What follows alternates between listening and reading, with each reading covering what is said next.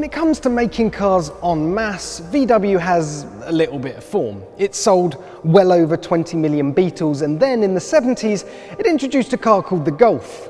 You might have heard of it. It sold 35 million of those and counting, which is one car every 41 seconds since 1974. And now, there's this.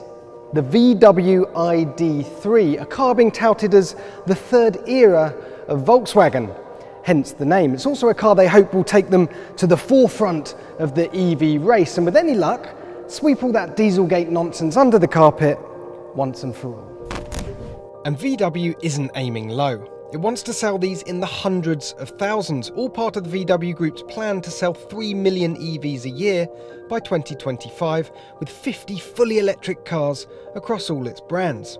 The ID.3 is the first on a new MEB platform and the first of an ID family that will include a saloon, multiple SUVs and a resurrection of the VW campervan. Even a dune buggy is on the cards. Just taking my first proper look at it, and you can see straight away that the design priority here was to make the car as slippery as possible. That's the holy grail for electric cars, of course, because then you can make the most of whatever juice you have in your battery. So at the front end, a bit like the Jaguar I-Pace, because you don't have an engine to deal with, you've got a much shorter, stubbier nose. Then you drag the A-pillar forwards and you end up with this much more steeply raked screen. The wheels, they're quite flat in design, makes them more aerodynamic. These are 19s, by the way, 18s are standard, 20s as an option, and under there you have a perfectly flat underfloor.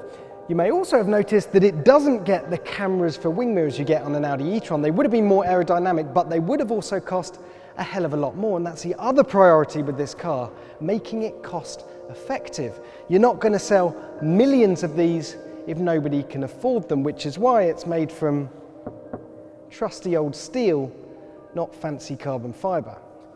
So the big question is, do I like it? Well, I think it's going to take some time to grow on me, but that's absolutely fine. I don't think VW is about to radically redesign this car anytime soon.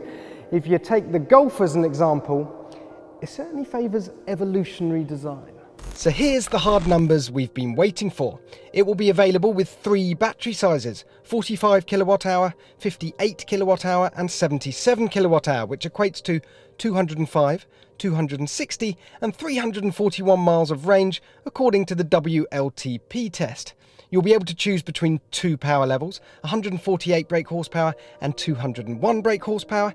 It's rear-wheel drive for now, but all-wheel drive will follow, and prices will start from under €30,000, which should convert to under £25,000 when you throw in the UK's £3,500 government grant.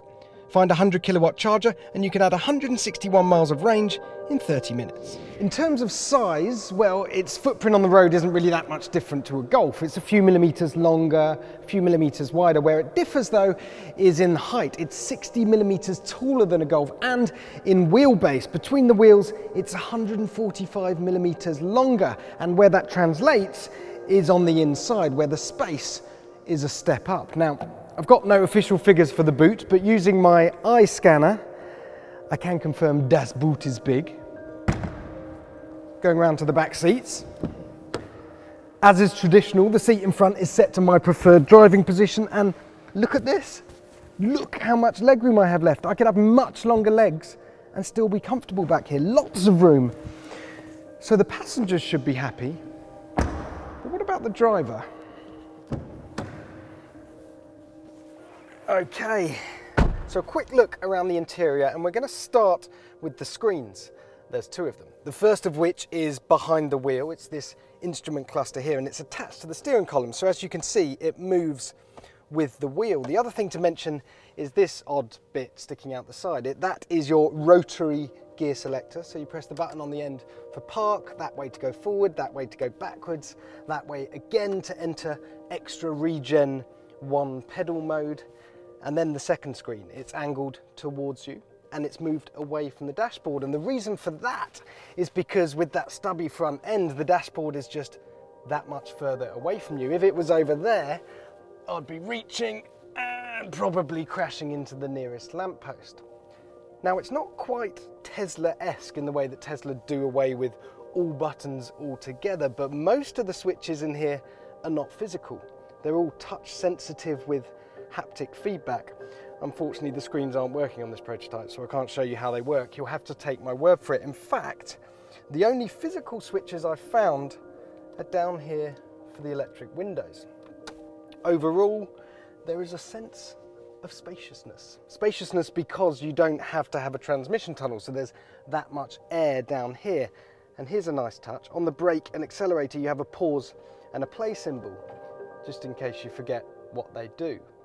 And for anyone that was in any doubt that the ID.3 has been designed to be a relaxing car to drive, well, you only have to look at the flat seats and the fact that you get an armrest to know that that's exactly what it's aimed at. Oh yes, clear off, I think I might have a snooze. Don't get me wrong, I'm as titillated by the idea of a 2,000 horsepower electric Lotus as the next man, but for me, the really exciting stuff in the electric car market is at this end, at the affordable end of the spectrum, where you might be able to get a tasty PCP deal with cars like the electric Mini, the Honda E, and now this. And for all you keen drivers out there that are ranting at your screens about the curse of the electric car, well, think about it this way. The sooner you or I are trundling to and from work in our EVs, the more petrol we'll save to have some proper fun at the weekends.